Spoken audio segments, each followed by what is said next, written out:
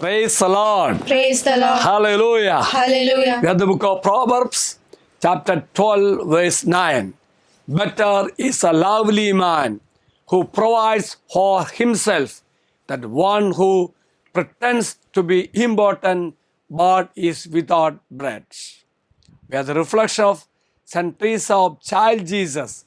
The value of our life does not depend on the place we occupy. It depends on the way we occupy that place. These words most likely carries the idea that it is better to humble oneself and work as a servant than to be puffed up in pride and act like one that is superior and lack food. Let us pray. Almighty God, teach me the true value of life. Help me to carry out the duties of my state in the way you wish, as a dedicated follower, your Son Jesus.